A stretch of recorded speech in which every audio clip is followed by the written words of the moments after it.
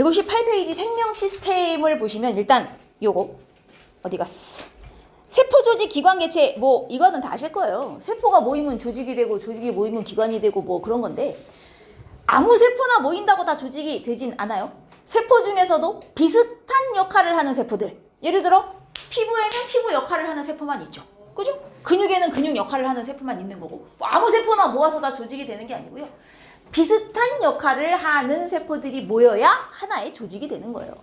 그리고 이 중에서 식물에만 있는 단계가 하나 추가되죠. 식물엔 뭐가 하나 더 있어요? 중학교 때 배우지 않아요? 식물에 뭐가 하나 더 있어요? 조직계. 식물에는 이 사이에 조직계가 하나 더 들어가요. 식물만 있는 단계. 그리고 동물에는 이제 이 사이에 기관계가 하나 더 들어가죠. 이건 동물에는 없어요. 아니 식물에는 없어요. 동물에만 있는 단계. 동물과 식물에 있는 단계를 합쳐서 공통된 것만 얘기할 때 세포조직 기관개체 이렇게 표현하는 건데 그러면 뭐 세포야 다 아는 거고 조직 얘기를 한번 해보자고요. 식물의 조직에는 어떤 것들이 있나요? 식물의 조직. 조직 중에서도 식물 거. 여기다가 한번 써볼까요? 그림에. 조직 중에서도 뭐라고? 세포?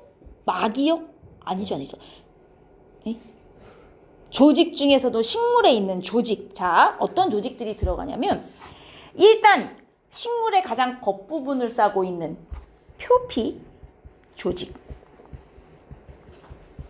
만약에 나뭇잎을 예로 든다 치면 여기 나뭇잎 그림이 있으니까는 나뭇잎의 제일 겉부분을 싸고 있는 이 세포들이 표피 조직이거든요. 그래서 이걸 단면으로 보면 나뭇잎의 단면에 제일 겉부분에 표피가 이렇게 한 겹 있고 아래쪽으로 길쭉길쭉한 세포들이 쭉 있고 그 아래쪽으로 좀 짧고 동그란 세포들이 또 있고 이 사이사이에 이제 관이 이렇게 껴 있고요. 뒤에 다시 표피로 막혀 있는 이런 형태예요. 그래서 표피 역할을 하는 세포들이 모여 있어. 표피 역할을 하는 세포들이 모여 있어. 이러면 표피 조직이에요. 그러면 표피 아래쪽에 있는 요거 길쭉한 세포들이 쫙 늘어서 있는 저 무슨 조직이죠? 이름? 여기? 엽록체가 있는 건 맞아요. 근데 제 이름이 야 난리 났다. 공변 세포는 저기 이름 뒤에 세포자가 붙었으니 여기 들어가요. 저기요. 조직은요 이름 뒤에 무슨 조직이 붙어요 보통. 세포는 무슨 세포가 붙고 이름에 얘가 무슨 단계인지를 보통 알려준단 말이에요. 봐봐요. 야 이 왼수들아. 이게 지금 요 그림을 제가 표현한 건데 이게 표피 조직이에요. 표피 조직. 나뭇잎을 예시로 들어보자면 요게 이제 울타리 조직입니다. 광합성을 할 수 있으면서 좀 빽빽하게 차 있는. 그리고 요 아래쪽으로 듬성듬성하고 짧고 동그란 세포들이 모여 있잖아요. 여기 해면 조직이에요. 그리고 요거 있죠. 요거 관. 여러분 이거. 하나는 물관이고 하나는 체관이에요. 물관은 물이 이동하는 통로고 체관은 양분이 이동하는 통로인데 물관도 체관도 다 조직이에요, 여러분. 그러니까 이 물관과 체관도 다 조직이야. 그래서 물관 조직, 체관 조직.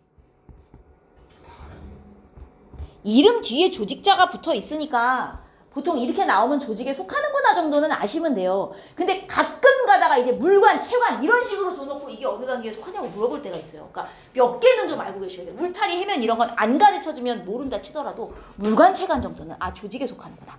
그리고 밑에 다시 표피 조직이 있잖아요. 근데 조직 중에서도 비슷한 역할을 하는 조직을 또 모아. 그럼 이제 조직계가 되는 거거든요. 표피도 벌써 여기도 있고 여기도 있잖아요. 표피 역할을 하는 조직을 또 모으면 이제 표피 조직계가 되는 거예요. 그러니까 다 비슷한 역할을 하는 애들끼리 모으는 거고요. 여러분 울타리하고 해면도 보통 하나로 묶어요. 왜냐면 쟤네들이 역할이 같아요. 다 광합성하는 애들이에요. 표피는 광합성을 못해요. 쟤는 엽록체가 없어. 근데 울타리하고 해면은 광합성을 해요. 얘네 역할이 비슷하니까 하나로 묶는단 말이에요. 무슨 조직계? 기본 조직계. 물관, 체관도요. 여러분 역할이 비슷하죠. 물관은 물이 이동하는 통로, 체관은 양분이 이동하는 통로. 뭐 어쨌든 둘 다 이동 통로잖아요. 얘네들 하나로 묶어요. 관다발 조직계. 이게 다 조직계예요. 그리고 이거를 다 묶으면 이제 비로소 하나의 무엇? 입. 이게 기관이에요. 이게. 그럼 기관에는 입 말고 또 뭐가 있겠습니까? 식물 기준. 잎, 줄기, 뿌리, 꽃, 열매 이런 애들이 다 식물의 기관에 속하는 애들이다 이거죠. 그럼 식물의 기관, 동물의 기관 이제 섞어놓고 막 식물의 이런 조직들이랑 동물 기관 조직 섞어놓고 같은 단계에 있는 걸 골라라 동물식물 이런 식으로 물어보면 아 이게 어느 단계에 속하는 거구나 정도는 아셔야 된다는 거죠. 응? 이게 잎줄기 뿌리가 다 기관이에요. 이거 다 모여야 비로소 한 그루의 식물이 되는 거죠. 개체가 되는 거예요. 식물은 요 정도고 동물 같은 경우는 이제 조직에 속하는 게 세포는 다 아실 거고요. 동물은 조직에 상피 조직. 이게 아까 식물은 껍데기를 표피라고 표현하잖아요. 동물은 상피로 표현해요. 그래서 상피 조직. 그리고 뭐 근육 조직. 근육 세포가 모인 거겠죠? 그 다음 뭐 결합 조직. 여러분 결합 조직은 어떤 것들이 모인 것일까요? 상피 조직은 이런 피부 세포가 모인 거고 근육 조직은 근육 세포가 모인 거고 그럼 결합 조직은 뭘 모아서 결합 조직이라 그러나요? 뭐라고? 아니에요. 혈관, 혈액, 혈관 이런 것들이 결합 조직에 속해요. 그리고 뭐 신경 조직, 뉴런 이런 거 있잖아요. 모이면 이게 다 조직, 동물에 있는 조직들이에요. 그러니까 최소한 이름이 주어졌을 때 이게 동물 건지 식물 건지는 여러분이 구분을 하셔야 된다는 얘기예요. 어?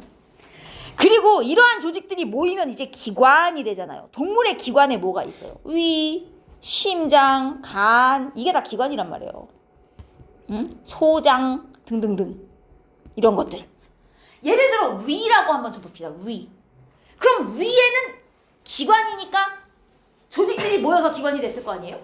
그럼 이 위에는 어떤 조직들이 있냐? 위에 상피 조직이 있냐? 이쪽 위에 가장 겉부분을 싸고 있는 이 막고 있는 막 이게 상피 조직. 그 아래는 근육 있죠? 우리 내장 다 근육으로 이루어진 거 아니었어요? 그죠? 그래서 상피 조직, 근육 조직. 위에 신경 있습니까? 있죠. 여러분 뜨거운 거 먹으면 위에서 후끈후끈 이런 거 못 느껴요? 위에도 신경 있어요. 위가 막 속 쓰리고 이런 거 다 느끼는 게 신경이 있으니까 느껴지는 거죠. 결합 조직 위에 피 흘러요? 흐르죠 당연히니까 이런 거 다 모아서 하나의 기관이 되는 거예요. 그리고 얘네들을 또 모으면 이제 기관계가 되는 거 아니겠어요? 비슷한 역할을 하는 기관을 또 모아야 돼요. 기관계에 어떤 것들이 있어요? 동물의 기관계, 소화기관계, 소화기관계 줄여서 소화계인 거죠. 배웠던 거 같은데. 당연하지. 중학교 때 다 한 거야. 소화계, 호흡계, 배설계, 순환계 다 기관계예요. 이런 것들 등등등이 다 모여야 비로소 하나의 사람, 개체가 되는 거죠.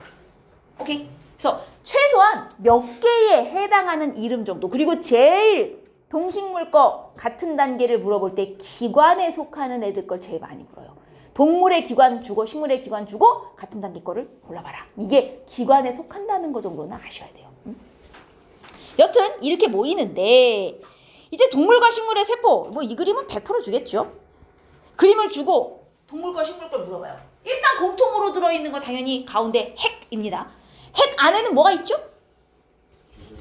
유전물질 혹은 DNA 그쵸? 자 그러면 핵의 역할을 뭐라고 불러요? 유전물질이 들어있고 그 다음 무슨 표현을 쓰냐면 세포의 생명활동의 중심이다라는 표현을 써요. 이게 핵인데 유전 정보를 저장하고 있습니다. 그리고 여기 보시면 세포의 구조와 기능을 결정하고 여기 보이죠? 생명 활동을 조절한다. 혹은 생명 활동의 중심이다. 이렇게 표현해요. 이게 무슨 얘기냐면 사람 몸 전체를 예시로 들면 여러분들 몸 중에 뇌가 모든 걸 다 관리하잖아요. 그랑 똑같이 세포 하나의 어떤 역할을 핵이 다 관리한다. 이런 의미예요. 그래서 핵이 생명활동의 중심, 생명활동을 조절한다. 이렇게 표현을 하고요. 핵막으로 쌓여 있는데 여러분 핵막에는 구멍이 뚫려 있어요. 핵막을 통해 이동할 수 있는 물질들. RNA 왔다리 갔다리 되죠? 그 다음 단백질도 왔다리 갔다리 돼요. 핵에는 뭐 효소 필요 없겠습니까? 단백질 왔다리 갔다리 되고요. 핵막을 통해 왔다 갔다 못하는 애는 DNA는 못 나가니까 그죠? 여튼 핵막으로 둘러싸여 있고요. 그 다음에 요 DNA 아니 핵에 요렇게 곱창처럼 연결돼가지고 쭈글쭈글 제가 소포체죠. 소포체.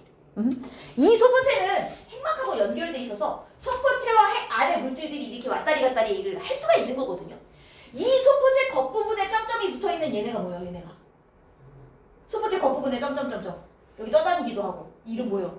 이게 라이보솜이에요. 그러면 왜 라이보솜은 소포체 겉에 붙어있냐? 라이보솜과 소포체가 한 세트이기 때문이에요. 라이보솜의 역할이 뭐예요? 이게 뭐 하는 애예요? 여러분, 그럼 RNA는 뭘 합니까? 전달. DNA에서 받아온 유전 정보를 필요한 대로 전달해서 전달하고 끝이에요.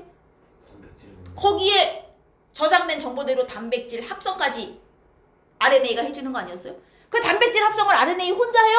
RNA가 DNA의 유전 정보를 복사해서 나왔어요. 그럼 이 라이보솜 봐봐라. 동글동글한 알갱이처럼 생겼잖아요.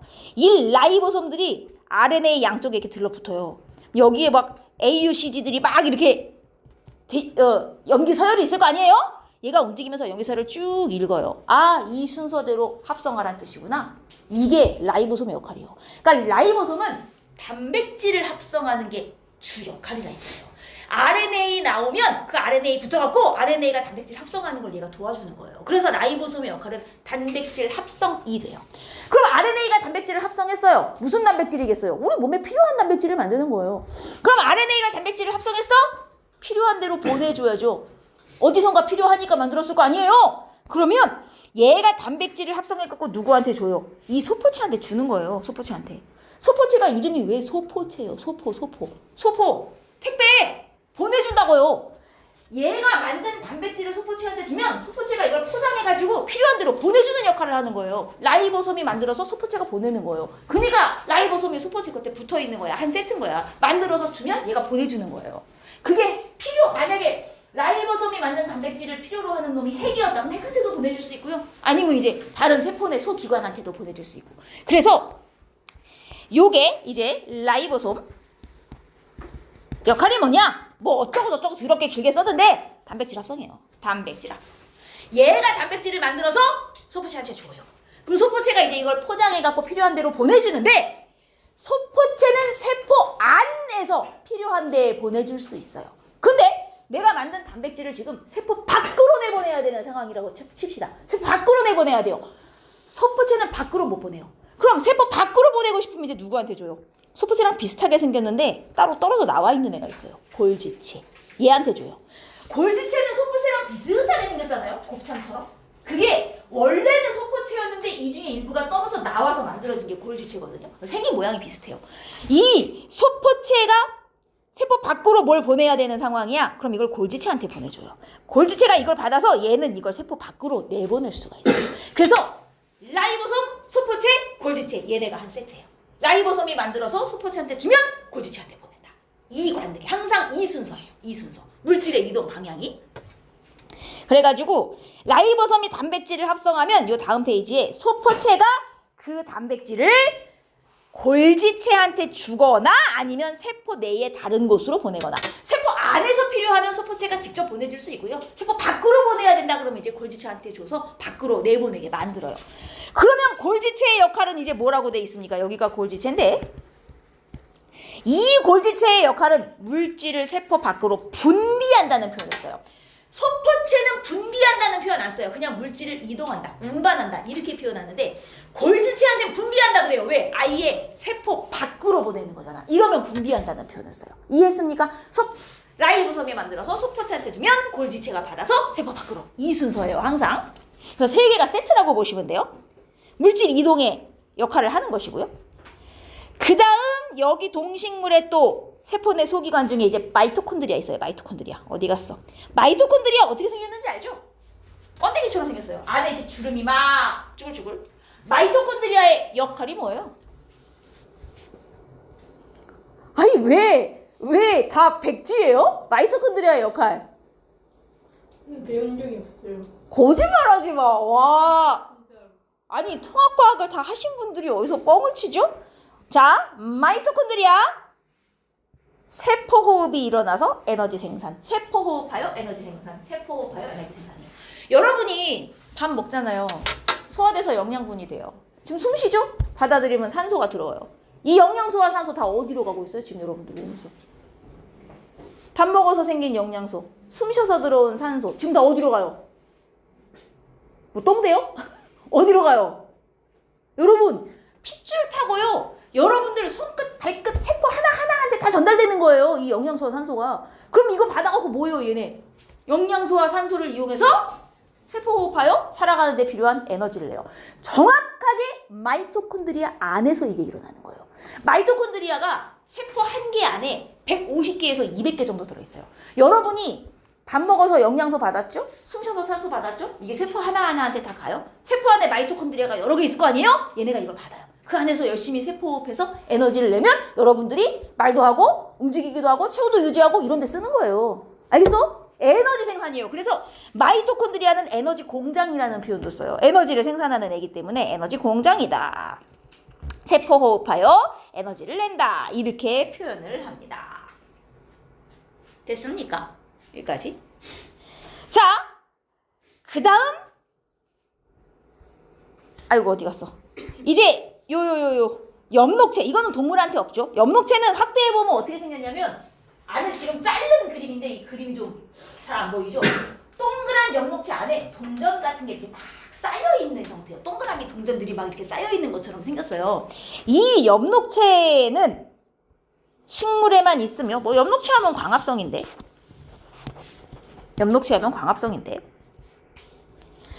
마이토콘드리아와 엽록체가 이제 세트로 문제에 잘 나오죠. 왜겠어요? 둘이 하는 역할이 정반대 아니에요? 정반대. 엽록체는 광합성을 해요. 우리가 말하는 광합성이 뭐예요? 무엇을 이용하여? 물과 물론 빛이 있어야죠. 이산화탄소를 이용하여 빛 에너지를 흡수해서 빛 에너지를 받아서 포도당을 만들고, 즉 양분이죠. 포도당을 만들고 산소를 방출하는 과정이 광합성이잖아요. 근데 우리가 말하는 세포 호흡은 뭐냐? 포도당과 같은 영양소를 이용해서 산소를 가지고 열심히 에너지를 내서 살아가는데 쓰고 노폐물로 물과 이산화탄소가 나오는 과정이다 이거예요. 그럼 딱 봐도 광합성과 호흡이 반대 과정이잖아요. 반대 과정. 그죠? 반응물과 생성물을 이렇게 뒤집어 놓으면 광합성이 호흡이 되잖아요. 호흡이 광합성이 되고.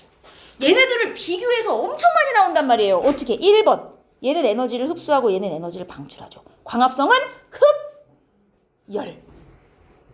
얘는 흡열. 얘는 발열, 에너지를 방출하지 않습니까? 흡열 반응, 에너지를 흡수하는 반응. 우리 다음 장에서 하겠지만 에너지를 흡수하여 작은 분자로 큰 분자를 만드는 이러한 과정을 무슨 작용이라고도 불러요? 기억에서 다 지웠습니까? 동화죠, 동화. 동화작용. 반면 얘처럼 큰 덩어리를 잘라가지고 작은 분자로 만들면서 에너지를 방출하는 이러한 과정을 이화작용이라고 하죠. 엽록체는 광합성이라고 하는 동화작용을 하는 것이고요. 마이토콘드리아는 세포호흡이라고 하는 이화작용을 하는 거고요. 얘는 에너지를 흡수, 얘는 에너지를 방출하고요. 그 다음 잘 보시면 물과 이산화탄소는 애들이 작아요, 덩어리가. 근데 포도당은 큰 분자거든요. 저분자에서 고분자 이렇게 표현하기도 하지만 이거는 동화, 이화에서 어차피 할 거니까. 물과 이산화탄소는 무기물이에요, 여러분. 근데 포도당은 유기물이거든요. 얘는 무기물에서 유기물을 합성하는 과정이고요. 얘는 포도당과 같은 유기물을 분해하여 물과 이산화탄소와 같은 무기물로 바꾸는 과정이에요. 두 개가 완전 정반대다 이 말이에요.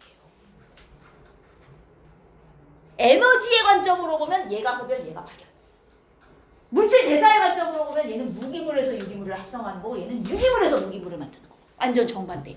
거기다가 광합성은 그 에너지가 빛 에너지를 받아서 에너지 전환 관점으로 보면 얘는 빛 에너지를 받아서 이걸 무슨 에너지로 바꾸는 거예요?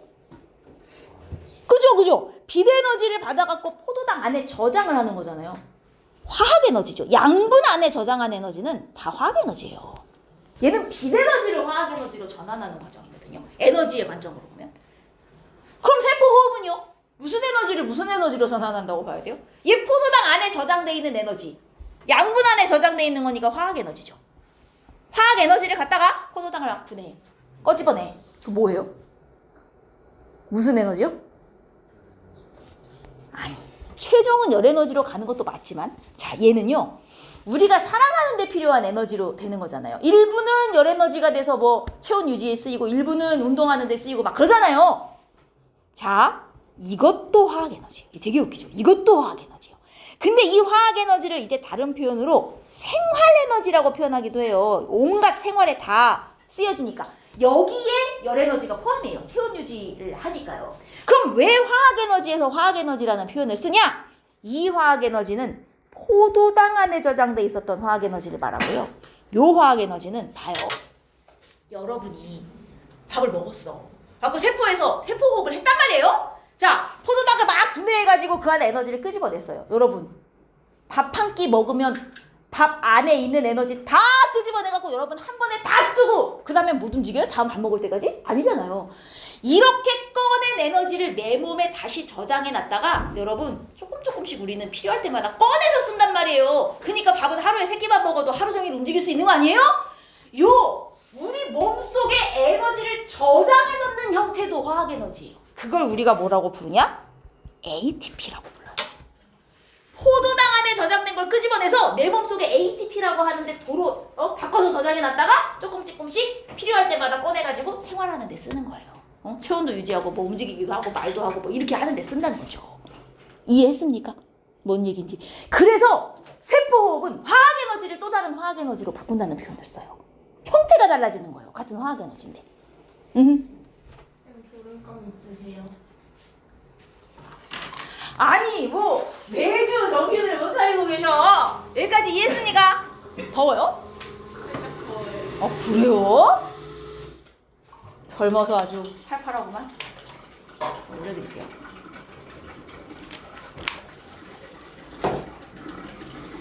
자, 이런 형태이기 때문에 얘네들을 비교를 되게 많이 해요. 얘네들 비교를 되게 많이 해요. 이제 여기까지는 차이점이고요. 차이점. 그러나 공통점을 한번 생각해 본다 치면 이건 차이점. 그 뭐죠? 염록체와 마이토콘드리아의 세포호흡과 얘네는 차이점이라면 공통점도 있어요. 사실은 어쨌든 둘 다 뭘 합성하고 분해하고, 여러분 이렇게 합성하고 분해하는 걸 합쳐서 뭐라 그래요? 이게 물질대사 아니에요? 우리가 다음 장에서 배울. 어쨌든 둘 다 물질대사를 하는 놈들이긴 해요. 어쨌든 둘 다 물질대사예요. 물질대사를 한다. 자, 여러분, 물질대사를 도와주는, 속도를 빠르게 해주는 우리 몸속에 그걸 뭐라고 부르죠? 모든 물질대사에는 반드시 이것이 필요하다. 그렇죠? 효소. 염록체와 마이토콘드리아 안에는 다 효소가 들어있어요. 그래서 다 물질대사하는 애들이기 때문에. 근데 여러분, 효소의 주성분이 뭐게요? 네. 그죠? 그럼 이제 이렇게 나와요. 마이토콘드리아와 염록체 안에는 모두 단백질이 존재한다. 맞는 거예요. 걔네들 안에서 열심히 물질대사 하려고 안에 단백질들, 효소들 엄청 갖고 있단 말이에요. 그게 다 주성분이 단백질이잖아요. 걔네 안에 다 단백질 들었어요. 뭔 말인지 알겠어요? 얘네들은 모두 물질대사가 일어나는 장소이기 때문에 효소, 즉 단백질을 안에 갖고 있고요. 그리고 에너지를 흡수하거나 방출하기 때문에 에너지의 출입이 항상 일어난다. 이렇게 표현합니다. 에너지를 흡수하기도 하고 방출하기도 하고 두 개를 합쳐서 얘네들은 에너지의 출입이 일어난다. 이렇게 표현하죠. 그럼 예를 들어 마이토콘드리아는 물론 모든 세포에 다 있어요. 모든 세포는 에너지가 있어야 살아갈 수 있기 때문에 모든 세포가 마이토콘드리아를 다 갖고 있지만 유난히 마이토콘드리아를 많이 갖고 있는 세포들이 있어요. 어떤 애들이겠어요? 에너지를 많이 필요로 하는 세포들. 활발하게 근육 운동을 해야 된다든가 뭐 이런 애들 유난히 마이토콘드리아가 많단 말이죠. 그 에너지를 많이 내니까. 알겠죠? 오케이, 뭐 요 정도로 보시면 되겠고요. 자, 얘네들 그래서 그림 비교해서 잘 물어봐요. 두 개의 역할이랑 공통점, 차이점 기억하시고. 그 다음에 액포는 누구한테만 있는 거예요? 액포가 뭔지는 알아요?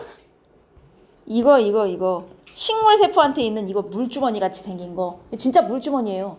액포는 동물한테 없어요. 식물한테만 있죠. 이 물주머니 뭐예요? 물, 색소, 노폐물 등을 저장하는 장소. 이 안에 그냥 물이랑 여러 가지 노폐물 같은 게 들어있어요. 무슨 노폐물이냐? 여러분은 열심히 세포호흡을 해서 에너지를 내면 이게 나오잖아요? 이거 노폐물이에요. 노폐물은 뭐예요? 버려야 되는 거죠. 버려야 되는 거. 그래서 여러분들 세포호흡 해갖고 물하고 이산화탄소 나오면 이걸 버려야 돼요. 이산화탄소는 어떻게 버리고 있어요? 숨쉬어서 지금 호흡으로 버리고 있죠. 물은요? 너 증산하니? 대단한데? 엄청난데요? 여러분 물 어떻게 버려요? 화장실 가잖아요. 근데 식물은 이산화탄소는 호흡으로 버리지만 얘가 물은 쌀 수가 없잖아요. 물론 증산으로 일부 버리지만 그걸로 부족해요. 그러면 이 식물은 물을 밖으로 버리는 게 아니라 세포 안에 쌓아놓는단 말이에요. 그게 액포예요. 우리가 화장실 가서 버리듯이 얘네는 그 안에 쌓는 거예요. 근데 이제 그럼 액포는 오줌 주머니인가요? 라고 물어보면 우리가 싸는 오줌하고 성분이 거의 다르고요. 거의 순수한 물인데 약간의 이제 향이 나는 이런 물질들이나 이런 게 섞여 있다고 보시면 돼요. 그래서 과일의 그 독특한 향이 나는 게 다 액포 때문이고요. 어쨌든 식물의 기준으로는 노폐물을 저장하는 장소예요. 그럼 봐봐요. 세포가 나이가 들면 들수록 노폐물이 점점 쌓이겠죠. 액포의 크기는 점점 어떻게 돼요? 커져요. 그래서 나이가 많은 세포일수록 액포 크기가 커요. 액포 크기를 보면 얘가 나이가 많은 세포인지 적은 세포인지 알 수가 있어요. 그래서 액포가 막 커지다가 겁나 커지면 이제 세포 안에 소기관들이 다 한쪽에 찌그러지고 액포만 이만해져요. 그 정도가 되면 이 세포가 수명을 다한 거예요. 떨어져 나가는 거죠. 새로운 세포가 채우고 이렇게 되는 거예요. 자, 액포는 식물한테만 있어요. 그 다음 세포막과 세포벽인데 세포벽은 누구한테만 있어요 또? 벽은 식물만. 막은 둘 다. 막은 동물, 식물 둘 다. 벽은 식물만 있는 거예요. 그래서 지금 여기에 적어드린 이 쭉 세포 소기관들 중에 식물에만 있는 게 이제 3개인데 엽록체,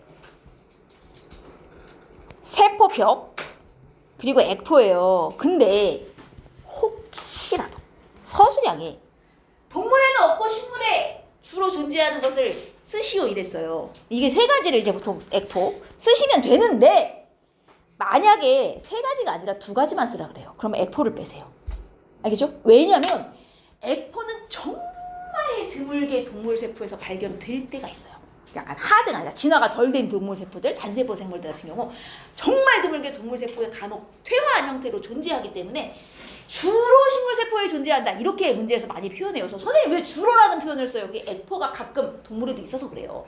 그래서 어쨌든 얘네 셋이 식물에만 존재하는 애들인데 만약에 2개만 쓰라 그러면 액포를 빼시면 게 제일 좋아요. 여튼 요 3개가 식물에 있고 나머지는 동식물이 공통으로 갖고 있는 거예요. 그러면 세포막과 벽의 차이가 뭐냐? 동물은 벽이 없죠. 막만 있어요. 그러니까 어때요? 말랑말랑. 근데 식물은 벽이 있잖아요. 딱딱. 이게 이제 세포벽이 있냐 없냐의 차이잖아요. 근데 세포막이라는 애는 사실 무슨 역할을 하냐면 세포를 뭘 둘러싸고 있는 막인 건 당연하고 세포가 죽은 게 아니잖아요. 살아있단 말이에요. 그러면 이 살아있는 세포가 막으로 쌓여있으면 얘 영양소와 산소 안으로 열심히 받아들여가지고 세포 호흡하고 노폐물은 밖으로 버리고 세포막을 중심으로 물질들이 이렇게 왔다리 갔다리가 돼야 돼요. 맞죠? 왔다리 갔다리를 해야 돼요. 세포막이 이걸 해줘요. 야, 넌 들어와도 되는 애 문 열어. 넌 들어오면 안 돼. 막어. 막은 이걸 해요. 골라서 들여보내고 내보내가 된단 말이에요. 막은.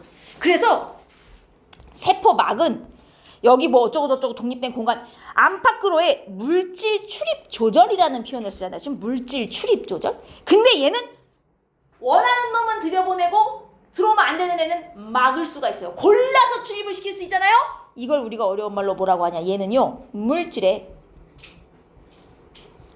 선택적 투과를 할 수 있어요. 골라서 들여보낼 수 있어요. 골라서. 막은 이게 돼요. 물질의 선택적 투과.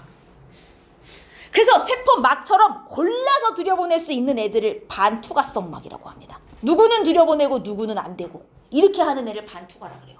반만 통과시키는 거예요. 반만. 근데 벽은 이게 되냐? 벽은 안 돼요.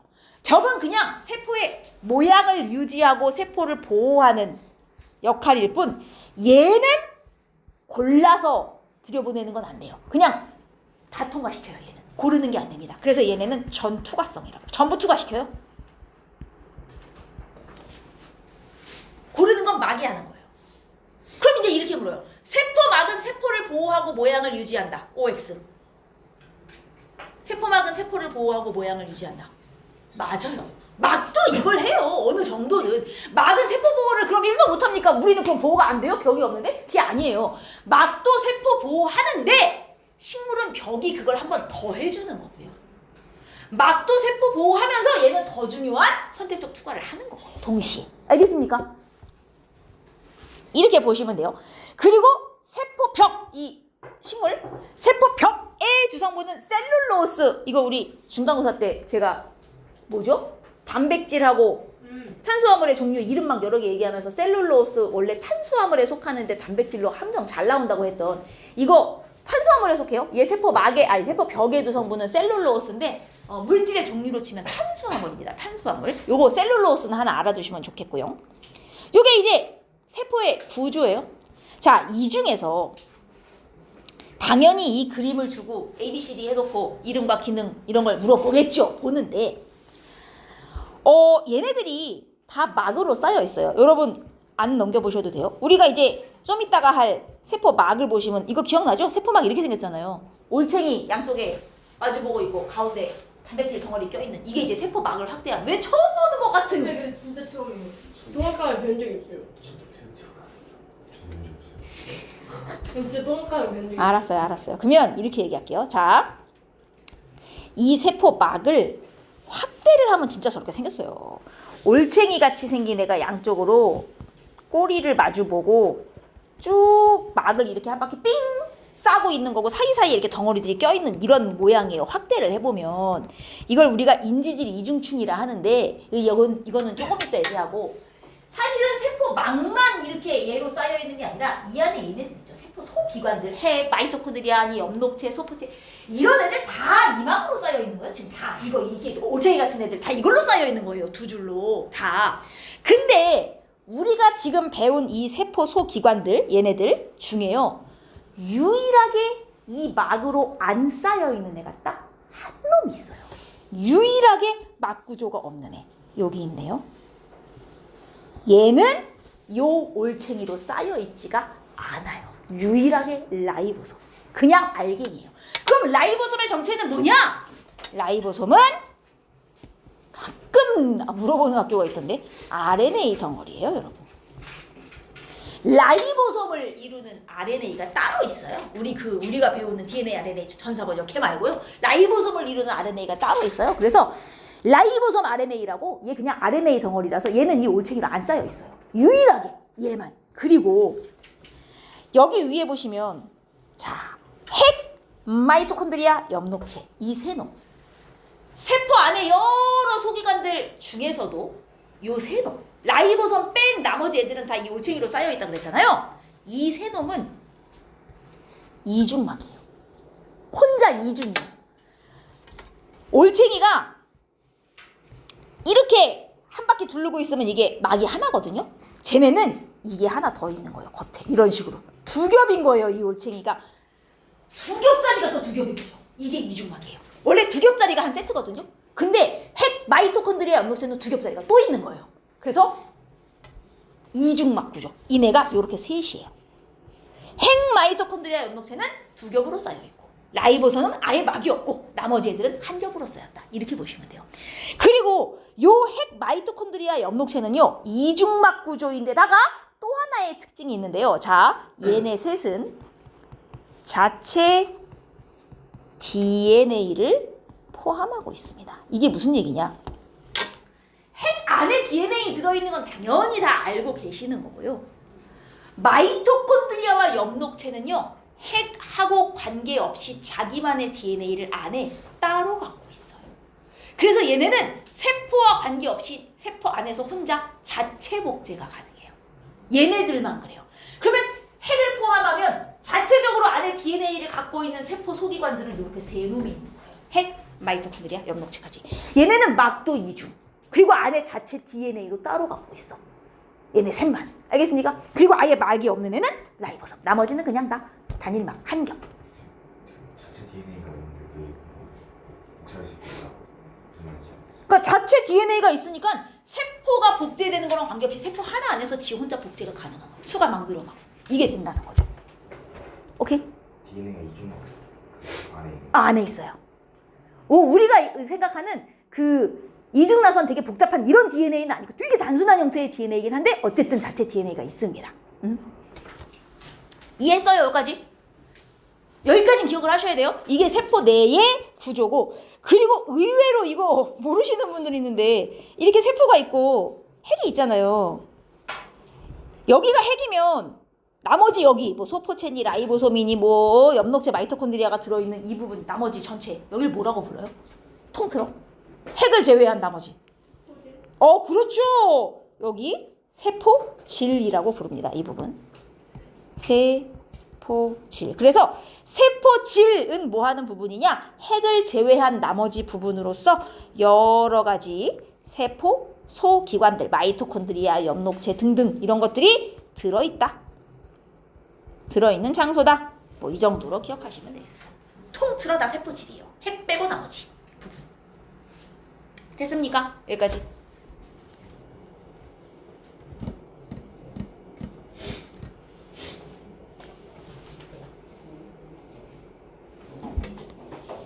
오케이. 그리고 이제 세포막이 나오는데 세포 중에서도 막을 자세하게 확대해서 우리가 배우는 거예요. 막이 이렇게 생겼단 말이죠. 보이죠? 올챙이 머리 있고 꼬리 있고 머리 있고 꼬리 있고 이렇게 생겼어요. 자, 이 머리가 친수성, 성질이 중요해요. 친수가 무슨 뜻이에요? 물을 좋아해. 머리는 물을 좋아해요. 근데 요 밑에 달린 꼬리는 소수. 소수가 무슨 뜻이에요? 물을 싫어해. 성질이 정반대예요. 머리는 물을 좋아하고 꼬리는 물을 싫어해요.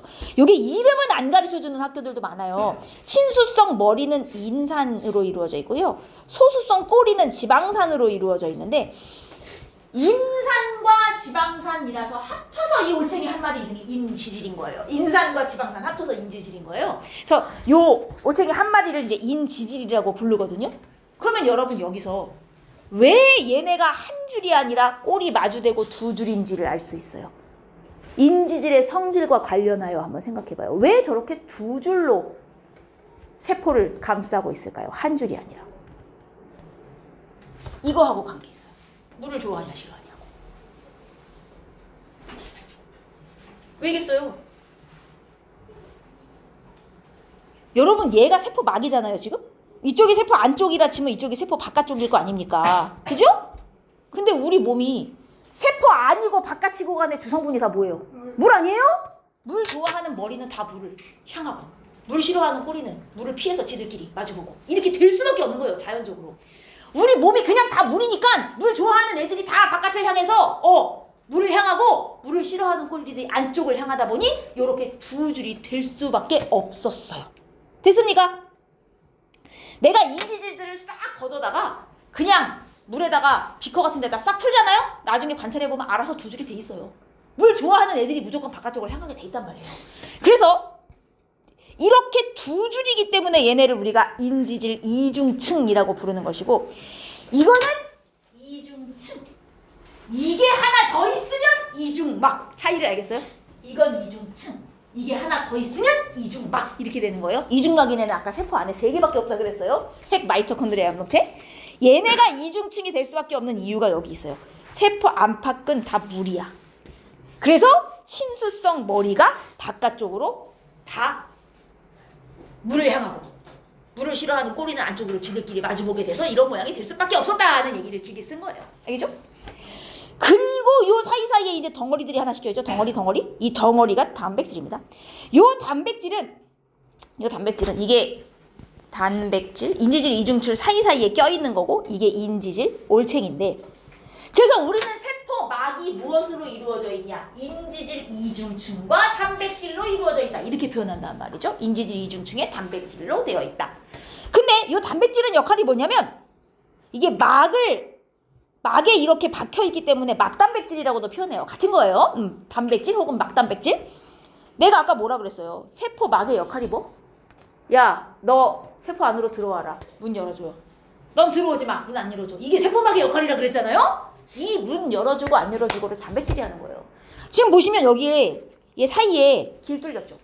물질이 왔어요. 예를 들어 내가 포도당을 먹었어요. 포도당이 왔어. 단백질에 딱 달라붙어. 단백질이 이걸 알아요. 포도당이네? 넌 들어가. 안으로 들어가도 돼. 얘가 쭉 통로를 열어요. 통로 타고 들어가는 거예요. 길 타고. 문이 안 열리면 못 들어가요. 뭔 얘기인지 알겠어요?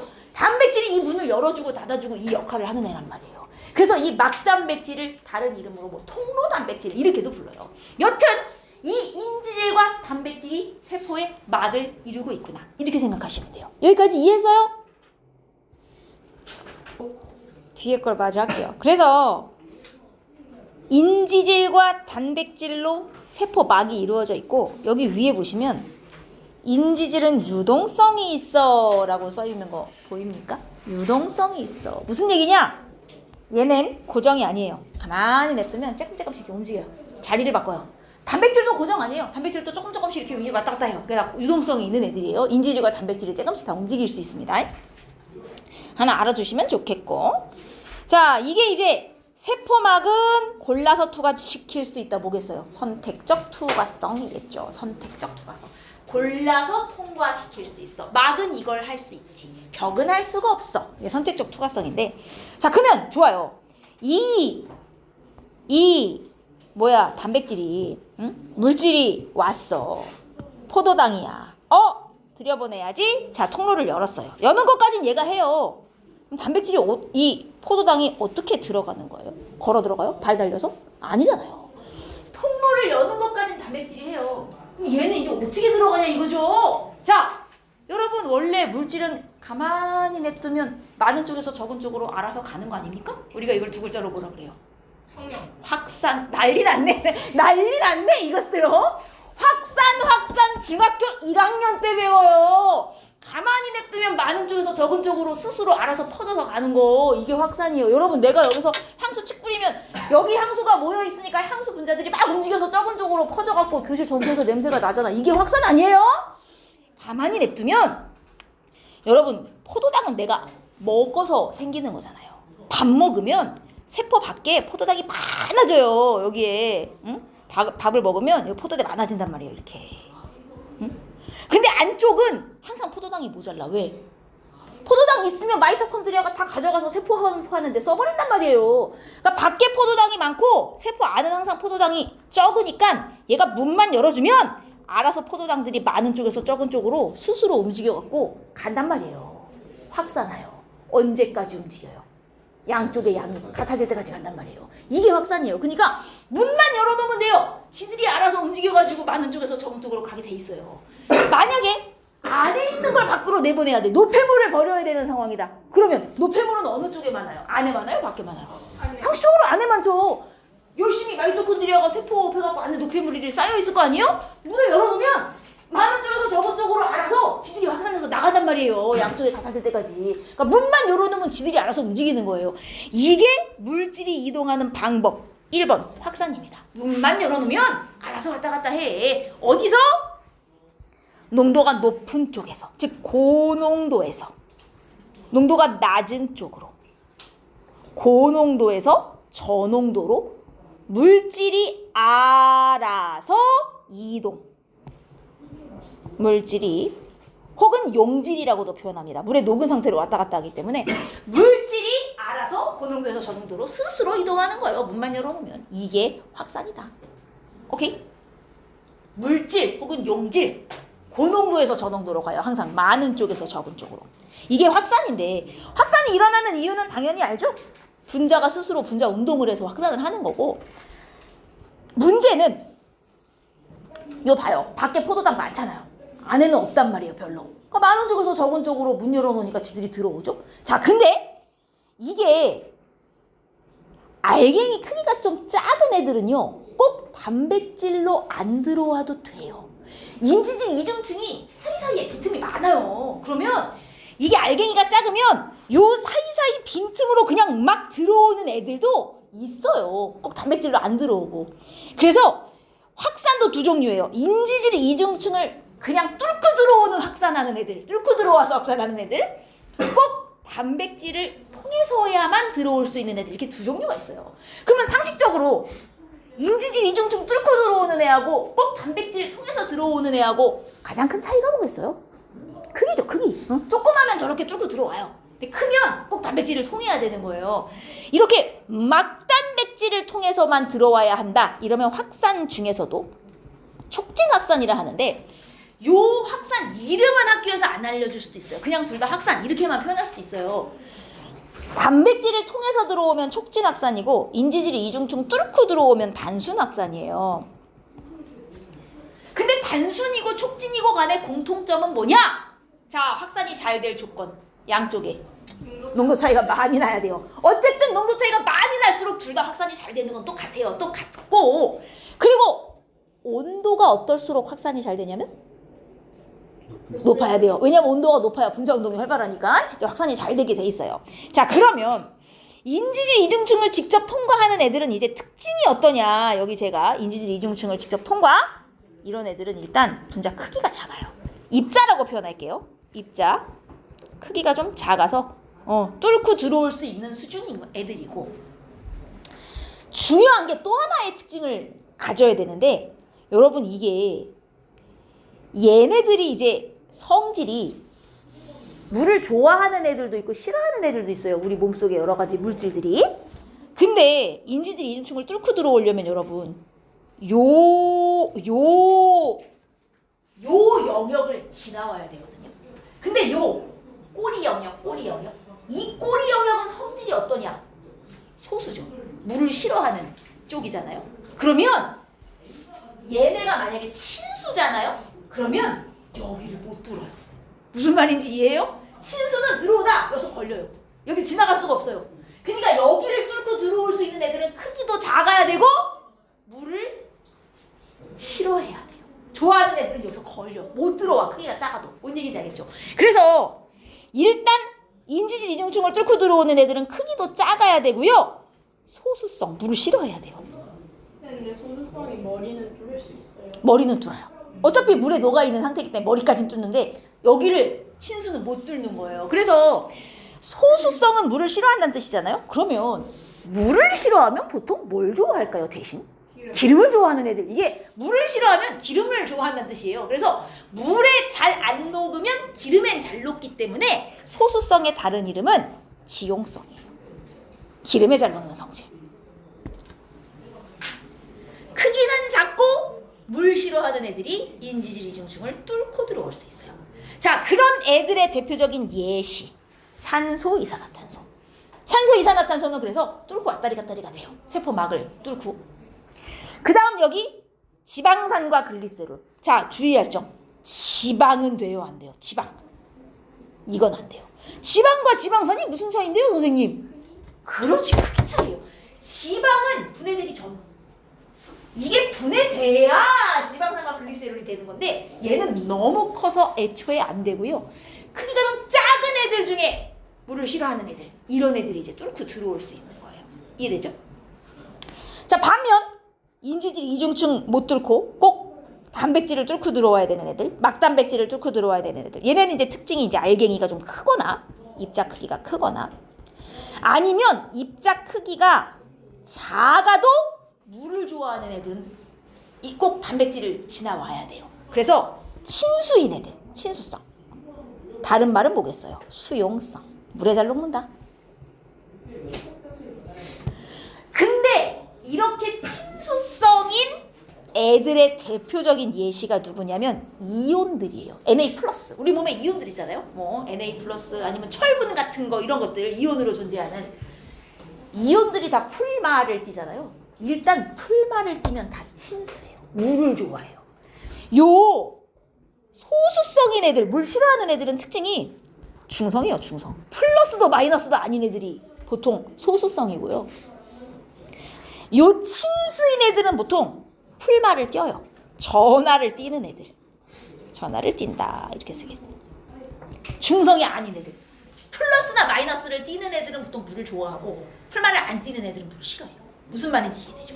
그래서 이온 같은 애들은 크기가 작은데도 인지질 이중층을 못 지나가요. 왜냐? 친수라서. 오케이? 그러면 요렇게 꼭 단백질을 뚫고 가야만 하는 애들이 누구냐? 이제 포도당, 아미노산. 대표적인 얘네는 수용성이면서 크기도 그 두 개를 다 특징을 갖고 있어서 얘네는 인질 이중층을 지나갈 수가 없고요.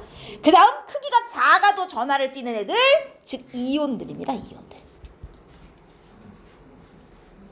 됐나요? 요 종류까지 구분하셔야 돼요. 자, 근데 아까 전에 제가 뭐라고 했냐면 양쪽에 농도 차이가 많이 나야 확산이 잘 된다. 이렇게 얘기했단 말이에요. 양쪽의 농도 차이가 커야 확산이 잘 된다.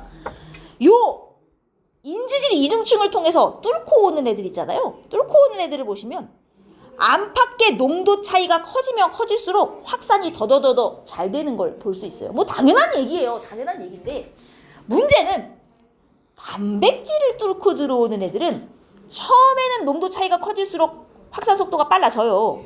처음에는 농도 차이가 커질수록 확산 차이가 빨라지다가 나중에는 농도 차이가 커져도 더 이상 속도가 안 빨라지는 순간이 와요. 단백질을 뚫고 오는 애들은. 이게 왜 그럴까요? 이유가 뭐겠어요? 단백질은 개수가 정해져 있단 말이에요. 여러분, 인지질 이중층을 뚫고 오는 애들은 개수 제한이 없어요. 그냥 여기저기 막 뚫고 들어오면 돼요. 근데 단백질을 통해서 들어오는 애들은 예를 들어 여기 막단백질이 5개 있다고 칩시다. 자, 하나 통로 열렸어요. 하나 들어오죠?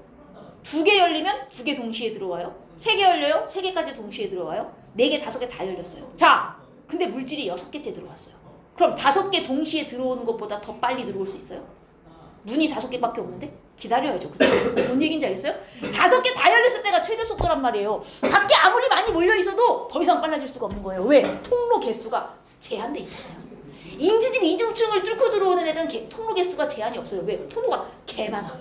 근데 막단백질은 통로가 정해져 있잖아요. 그러면 얘는 제한이 있는 거예요. 그러니까 더 빨라질 수가 없는 거지. 뭔 말인지 이해돼요? 그래서 여기에 통로 단백질이 포화됐다는 게 열릴 만큼 다 열렸다.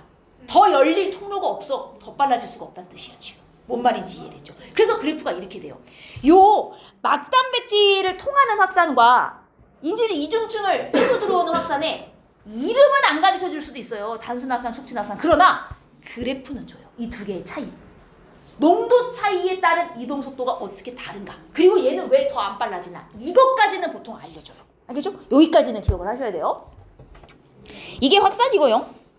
자, 물질이 이렇게 이동하는 방법에 1번 확산이 있다면 2번 삼투가 있죠. 삼투는 뭐 이런 거죠. 주어진 그림을 이용한다면 여기에 이제 한쪽에는 좀 농도가 낮은 설탕물, 이쪽에는 농도가 높은 설탕물, 동그라미가 설탕이에요. 이 사이에 막으로 갈라놨어요. 근데 이 막은 구멍이 뚫리긴 뚫렸는데 구멍이 겁나 작아. 그래서 지금 설탕 알갱이 좀 보세요. 구멍보다 설탕이 커요. 설탕이 왔다리 갔다리가 돼요, 안 돼요? 안 돼요. 근데 누구는 움직여요, 이 사이로? 물은 가요. 그럼 누구는 통과시키고 누구는 안 통과시키고 이게 뭐예요? 이게 반투과성 막이에요. 선택적 투과가 가는 막. 사이를 반투과성 막으로 막아놓은 거예요. 자, 원래 만약에 이 막이 없다면 어떻게 될까요? 여기 있는 설탕이 이쪽으로 이동을 해갖고 양쪽의 농도가 아마 똑같이 맞춰질 거예요. 근데 막이 있잖아요? 설탕이 못 가잖아요? 그럼 어떻게 될 것 같아요? 대신 물이 와요. 양쪽의 농도를 똑같이 맞춰주고는 싶은데 설탕이 갈 수가 없잖아요. 물이 와요. 뭔 얘기인지 알겠어요? 그럼 물이 어디서 어디로? 농도가 낮은 쪽에서 높은 쪽으로. 아까 확산이랑은 방향이 완전 반대죠. 확산은 고농도에서 저농도로 갔잖아요. 누가? 알갱이가. 물질이 직접. 근데 이번엔 물질이 못 가. 구멍이 작아. 그러니까 대신 물이 거꾸로 오는 거예요. 저농도에서. 그래서 삼투는 여기 보시면 농도가 낮은 쪽에서 높은 쪽으로. 아까 확산이랑 방향이 완전 반대예요. 얘는 저농도에서 고농도로 누가 가요? 물이 가요. 물질이 가는 게 아니라 이놈은 물이 가요. 물이. 다른 표현으로는 용매가 간다 이렇게 표현하기도 해요. 아까는 용질이 갔잖아요. 이번엔 대신 용매가 가는 거예요. 왜? 용질이 알갱이가 커서 못 가거든요. 이해했습니까? 근데 이렇게 물어보는 친구들이 있어. 아니, 알갱이가 커서 못 가면 막단백질을 통해서 가면 되잖아요. 막단백질을 통해서 가기 애도 너무 심하게 큰 애들. 뭔 얘기인지 알겠어요? 막단백질도 정도 것이죠. 단백질보다 더 큰 애들은 그것도 통과가 안 되거든요. 그럼 이제 그때는 삼투의 현상으로 대신 물이 이동하는 거예요. 알겠죠? 자, 그래서 요 삼투는 이제 요렇게 이게 우리 적혈구예요. 적혈구 원래 어떻게 생겼는지 알죠? 동그랗고 납작한 빵처럼 생겼어요. 단팥빵처럼. 적혈구가 우리 몸속에 있으니까 적혈구 안에도 주성분이 물인데 우리 몸속에 있으니까 얘가 맹물은 아니란 말이에요. 사람의 몸은 살짝 소금물인 거 알죠? 식염수 먹어봤어요? 그거 소금물이에요. 0.9% 소금물. 식염수가 뭐냐면 인간의 몸의 농도랑 똑같이 맞춰놓은 소금물을 식염수라고 그래요. 우리 몸의 농도가 딱 그 정도인 거예요. 그래서 이 적혈구도 농도가 딱 0.9% 소금물 정도 농도예요, 얘가. 자, 근데 얘를 갖다가 어떻게 했냐면 지보다 농도가 낮은 맹물에다 넣은 거예요. 자, 그러면 이쪽이 여기가 저농도고 세포는 상대적으로 고농도 아니에요? 짜니까? 물이 어디서 어디로 움직인다고요? 저농도에서 고농도로 물이 들어와요. 물론 보시면 나가는 물도 있어요. 들어오기만 하진 않아요. 그러나 들어오는 양이 훨씬 많은 거예요.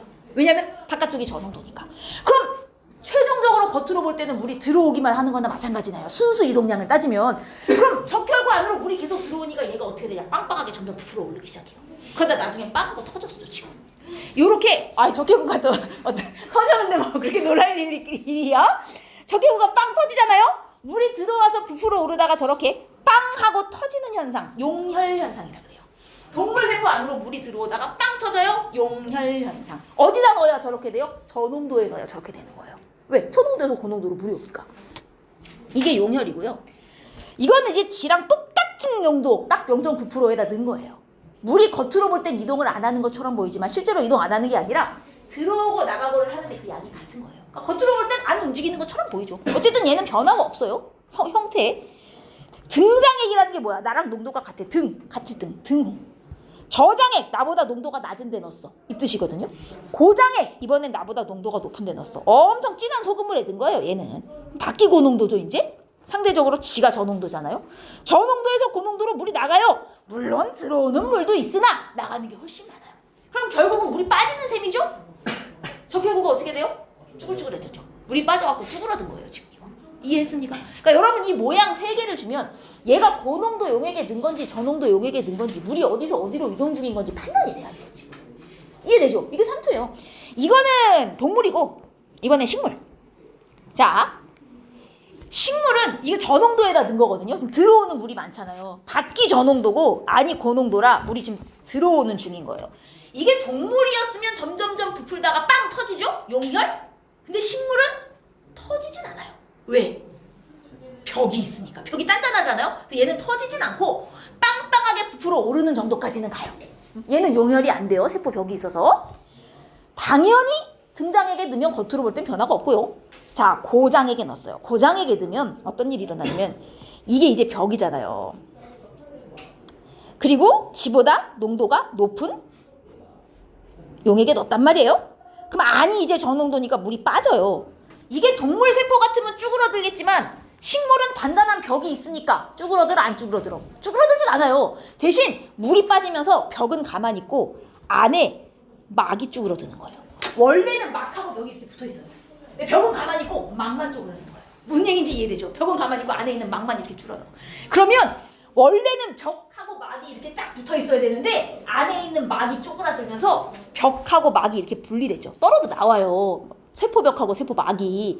이렇게 세포벽과 세포막이 분리되는 현상, 이걸 원형질 분리라고 해요. 그러니까 용혈 현상은 동물한테만 있는 거고 원형질 분리는 식물한테서만 보이는 거고. 이해했어요? 요렇게. 그럼 우리 주변에서 볼 수 있는 삼투의 예. 이제 제일 많이 나오는 게 배추. 자, 내가 배추를 소금물에 절여요. 김장하려고. 배추를 소금물에 넣으면 배추하고 소금물 중에 누가 고농도야?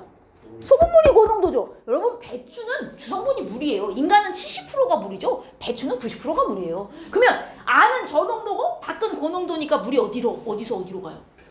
배추에서 밖으로 빠지겠죠? 근데 다음날 되면 애가 물이 빠져갖고 축축 처지는 거죠, 애가. 뭔 얘기인지 알겠어요? 이게 삼투예요. 그래서 배추 절이는 거 많이 나오고 그 다음에 많이 나오는 것 중에 하나가 이거. 식물이 뿌리에서 물 흡수하는 거. 아니, 식물 뿌리가 이게 흙인데 이게 흙이고 여기 식물 뿌리예요. 뿌리가 흙에서 물을 흡수할 건데 뿌리가 무슨 입이 달려갖고 물을 쪽쪽 빨아먹는 게 아니잖아요. 그럼 이걸 어떻게 흡수하냐고요? 뿌리하고 흙 중에 누가 고농도겠어요? 아니죠.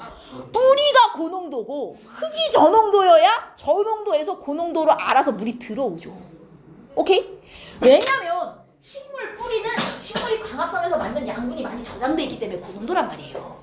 근데 흙은 아니잖아? 그러니까 저농도에서 고농도로 가만히 있으면 물이 알아서 들어오는 거예요. 근데 만약에 내가 식물 잘 자라라고 양분을, 뭐라 그러니, 비료를 흙에다 겁나 뿌려요. 이제 어떤 일이 일어나요? 흙이 고농도가 돼요. 물이 어떻게 되죠? 물이 빠져요. 식물이 말라 죽어요. 그러니까 이게 흙하고 뿌리가 있어. 뿌리가 흙에서 물을 흡수했다. 어디가 저농도고 어디가 고농도인지 이걸 서술하라 그래요. 그러면 저농도인 흙에서 고농도인 뿌리로 물이 삼투에 의해 이동한다. 농도 차이와 물이 이동한다는 얘기, 그리고 이게 삼투라는 단어까지 다 들어가줘야 돼요. 이 서술에. 알겠어요? 농도 차이, 누가 이동하냐, 삼투냐, 확산이냐, 이 이름이 다 들어가야 돼. 오케이? 이해되죠? 이게 삼투예요. 확산과 삼투에 공통점이 있어요. 확산과 삼투의 공통점. 둘 다 물질의 이동 방식인 건 같아요. 근데 잘 생각해보면 농도도 반대고, 확산은 고농도에서 저농도로 가는데 삼투는 저에서 고로 가고, 확산은 물질이 가는데 삼투는 물이 대신 가잖아요. 그럼 공통점은 뭘까요? 이건 하나 기억해 두시면 좋아요. 이거는 이제 차이점을 여기 비교를 해둔 것이고, 오른쪽에 확산과 삼투의 공통점. 자, 둘 다 에너지를 소모하지 않는 방식이다. 가끔 물어요. 에너지를 소모하지 않는다는 게 문만 열어놓고 가만 냅두면 지들이 알아서 움직인다는 뜻이에요. 굳이 힘을 써서 이렇게 빨아들이지 않아도 냅두면 지가 알아서 왔다 갔다 해, 이 뜻입니다. 알겠죠?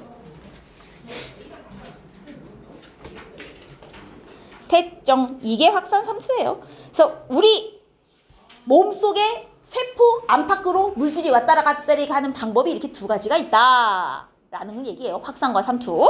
비교하시면 되고, 문제 어려울 거 없습니다. 풀어보시면 되겠고. 이거 안 보셔도 돼요. 그 달걀 가끔 물어봐요. 삶은 달걀이면 안 되지. 날달걀인데 겉껍데기 말고 달걀 속껍데기 알죠? 투명하고 얇은 막 있잖아요. 그 겉껍데기를 싹 제거하고 속껍질만 남긴 달걀이에요. 그 달걀 속껍질이 반투과성막이거든요. 그러면 달걀도 결국 세포잖아요. 되게 큰 세포. 그러면 얘를 갖다가 맹물에 넣어요. 어디가 고농도예요? 달걀 안팎. 안이 고농도잖아요. 그럼 여기는 고농도, 여기는 저농도, 물이 어떻게 되냐? 들어와요. 그럼 얘가 이제 점점 더 빡빡하게 불어오른단 말이죠. 속껍질은 말랑하니까. 근데 얘를 소금물에 넣잖아요? 그럼 이제 여기가 고농도가 돼버리죠. 여기가 저농도. 물이 빠져요? 그럼 이제 달걀이 쪼그라들어요. 이거는 동물세포로 실험하는 거고, 이걸 달걀 대신 양파로 하는 경우도 있어요. 이걸 양파로 실험하면 있다. 요렇게. 양파는 식물이니까 세포 벽이 있단 말이야? 그러면 가가 평상시 상태를 표현한 것 같죠? 나를 보세요. 빈틈이 없어졌어. 물이 들어온 거죠. 얘가 빵빵해진 거예요 지금. 근데 벽이 있으니까 이제 더 겁나 커지진 않았죠? 빵빵하게 부풀었고, 이놈을 보시면 벽과 막이 분리됐죠. 물이 빠졌어요. 그럼 가장 고농도 용액에 든 게 누구예요 지금? 다죠, 다. 이렇게 판단하시는 거예요. 식물로는 이렇게 양파로 실험을 많이 해요. 오케이. 그리고 이제 생명 시스템. 요거 반 정도만 나갈 수 있을까? 174쪽에. 요 중간에 표 안에 그림 보여요, 이거? 여기선 이 그림만 이해하면 반이 끝나요. 여러분, 살아있는 생명체의 몸속에서는 두 가지의 작용이 일어나요. 큰 알갱이를 쪼개서 작은 걸로 분해하는 작용 하나. 그 다음 작은 알갱이를 모아 큰 덩어리로 만드는 작용 하나. 얼핏 들으면 둘이 반대잖아요. 근데 우리는 이 두 개를 다 합쳐서 한 단어로 불러요. 뭐라고? 물질대사. 제발 좀 신진대사라고 하지 마세요. 약 팔아요? 물질대사. 제발. 왜 신진대사로 부르는 거야? 신진대사는 저기 약 팔 때 쓰는 거예요.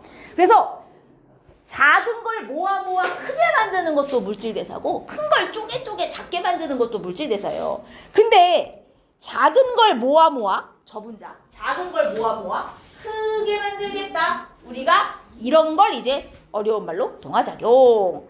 그리고 큰 걸 쪼개서 작게 만들겠다. 이러면 이거를 이화작용이라 부르는 거예요. 동화와 이화를 합쳐서 부르는 이름이 뭐? 물질대사인 거예요. 합쳐서 부르는 이름이 물질대사인 거예요. 여기까지 이해했어요? 근데 동화작용을 그럼 작은 걸 모아 크게 만드는 거다? 여러분 동화작용의 예 하나만 대봐요. 그죠? 여러분 동화는 작은 걸 모아 크게 만든다 그랬잖아요. 대부분 동화작용에는 합성이라는 단어가 많이 들어가요. 뭘 합성한다. 그래서 동화작용의 대표적인 이해가 광합성. 아니 생각을 해봐요. 광합성의 의미가 뭐예요? 광, 빛을 이용해서 합성, 뭔가 큰 알갱이를 만든다. 그게 포도당이죠. 그게 포도당이에요. 그 다음에 이제 우리 몸에서 일어나는 봐요. 우리 몸에서 아미노산을 연결해서 큰 단백질을 만들었다. 이런 거 다 합성 아니에요? 단백질 합성.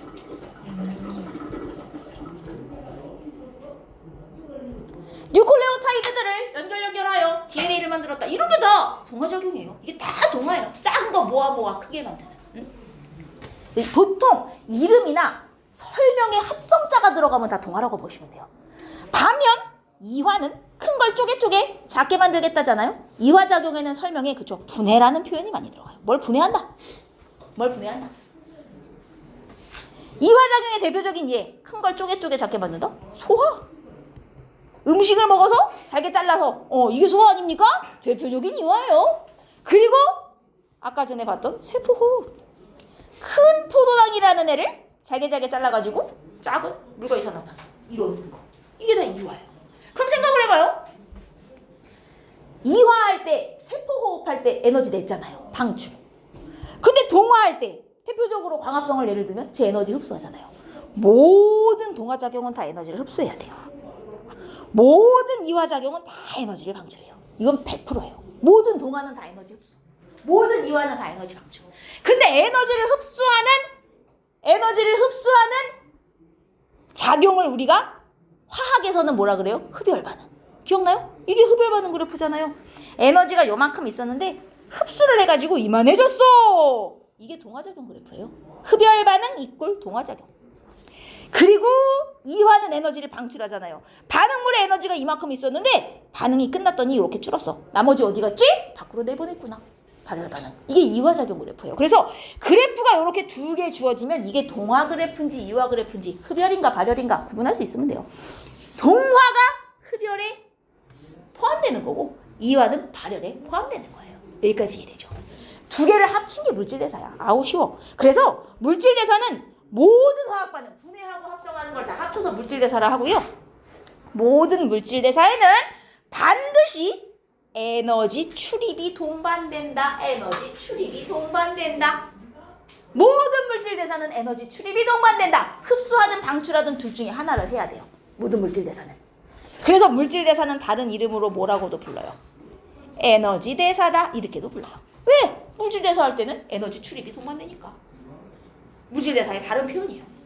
그리고 모든 물질대사는 생명체의 몸속에서 일어나는 거잖아요. 모든 물질대사는 도와주는 놈이 있어요. 그게 효소예요. 물질대사를 더 잘 일어나게 도와주는 물질, 효소. 효소의 다른 이름은? 단백질. 주성분이 단백질인 건 맞아요. 근데 정확히 효소를 지칭하는 또 다른 이름이 있어요. 야, 우리 몸속 말고 그냥 화학 반응할 때 반응을 더 잘 일어나게 해주려고 이렇게 넣어주는 물질을 뭐라 그래? 촉매. 근데 얘는 우리 몸속에 있는 촉매잖아요. 그래서 앞에다가 뭐라고? 생체 촉매. 이렇게 붙여요. 이거의 이름을 효소라고 특별히 지정해 준 거예요. 촉매는 촉매인데 생물의 몸속에 있는 촉매야. 그래서 생체 촉매. 이름은 효소. 모든 물질대사 100% 1의 예외도 없어요. 100% 효소가 다 필요해요. 모든 물질대사에는. 동화작용, 이화작용으로 구분할 수 있다. 자, 그러면 여러분 우리 조금 아까 확산과 삼투를 했네요. 확산과 삼투는 물질대사이다. OX. 왜 아니죠? 에너지 출입이 없으니까. 확산 삼투는 에너지를 안 쓴다 그랬잖아요. 이건 물질대사가 아니에요. 그냥 물질의 이동이에요. 이동. 알겠죠? 에너지를 써야 물질대사. 쓰든가 아니면 흡수를 하든가 뭘 해야 돼요. 자, 그래서 요게 이제 저분자에서 고분자로 가니까 동화겠죠? 고분자에서 저분자로 가니까 이화고, 동화는 당연히 뭐예요? 흡열. 이화는 발열인데 이 흡열 발열을 이제 말장난을 쳐요. 아까 흡열 발열 그래프 기억나잖아요. 이렇게 높아지는 거 낮아지는 거. 자, 동화작용을 딱 줘놓고 선지에 기역 반응물의 에너지 총합이 생성물의 에너지 총합보다 크다. 이런 문장을 주는 거예요. 반응물의 에너지 총합이 생성물의 에너지 총합보다 크다. 그럼 이게 동화에 대한 설명입니까? 이거에 대한 설명입니까? 반응물의 에너지 총합이 생성물의 에너지 총합보다 크다. 이화에 대한 설명이죠. 중앙이요? 반응물의 에너지 총합이 생성물의 에너지 총합보다 크다. 그럼 가면서 방출했다는 얘기잖아요. 근데 반응물의 에너지 총합보다 생성물의 에너지 총합이 크다. 이렇게 바꿔놓는 거예요. 뭐가 크다. 이걸 잘 보시란 말이에요. 동화에 대한 말인지 이화에 대한 말인지. 알겠어요? 이해되시죠? 자, 요게 물질대사와 우리 아이고야 좀 아까 세포호흡 얘기했으니 호흡이 뭘 이용하는 거냐 이거죠. 포도당과 산소를 이용하여 살아가는 데 필요한 에너지를 내고 노폐물로 이제 물과 이산화탄소가 나오는 이런 과정을 우리가 세포호흡이라 한단 말이에요. 마이토콘드리아에서 하는 거예요. 근데 이게 연소하고 비교가 많이 돼요. 여러분, 연소는 뭘 하는 거예요?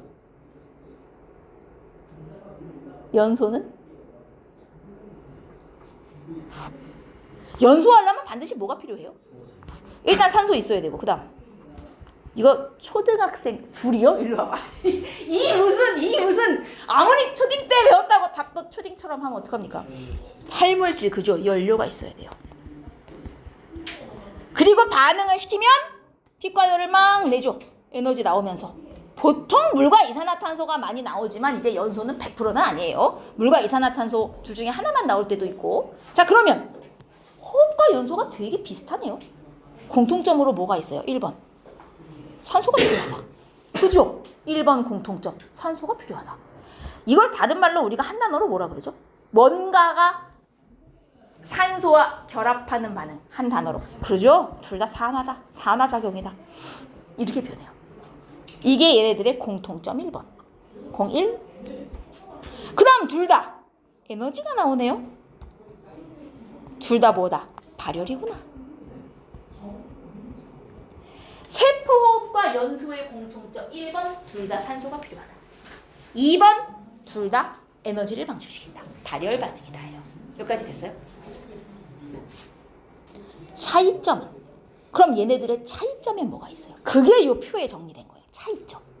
자, 우리는 공통점은 제가 지금 여기다가 필기를 해드렸고 차이점이 표 안에 있는데, 자, 1번 호흡은 어디서 일어나죠? 생물체의 몸속에서. 우리의 체온이 얼마예요? 36.5도. 근데 여러분, 연소가 36.5도에서 돼요? 안 되죠. 호흡은 온도가 낮아도 돼요. 호흡은 온도가 낮아도 돼. 근데 연소는 최소 400도 이상, 발화점 이상의 온도가 굉장히 높아요. 왜 그러겠어요? 되게 비슷한데 왜 한 놈은 36.5도에서도 가능한데 얘는 안 될까요? 차이는? 물질이 달라서요? 도와주는 놈이 있냐 없냐 차이예요. 누구? 효소. 효소가 있으면 온도가 낮아도 되는 거예요. 얘가 도와주니까. 근데 얘는 밖에서 일어나잖아. 효소가 없잖아요. 연소는. 그러니까 온도가 높아야만 가능한 거예요. 이 차이예요. 이 차이. 그리고 요놈 호흡은 이제 단계적으로. 이게 무슨 얘기냐면 예를 들어 내가 연소를 시킨다 치면 종이에다가 내가 불 붙여요. 그러면 이 종이 다 타서 사라질 때까지 불 샥 타고 에너지 빵 내고 끝나는 거죠. 근데 여러분 아까도 얘기했지만 밥 먹어요. 소화가 막 돼가지고 밥 한 공기에 해당하는 에너지를 미친듯이 막 내고 그 다음에는 못 움직여? 아니잖아요. 우리 밥 먹으면 이걸 저장해요. 에너지. 그리고 필요할 때마다 조금씩 꺼내서 쓸 수 있어요. 내가 여기다 불 붙였는데 불 타다가 쉬다가 이렇게 안 타잖아요. 연소는 한 방이에요. 한 방. 에너지 한 방 빵 내고 끝. 이걸 우리가 이제 뭐라고 가냐면 한꺼번에 많은 에너지를 한 방에 방출. 이거 연소의 특징이에요. 얘는 냈다 안 냈다 안 돼요. 근데 얘는 돼요. 단계적으로 보시죠. 조금 내고 쉬고 이게 된단 말이죠. 이게 세포호흡과 연소의 차이점이에요. 이해했어요? 여기까지?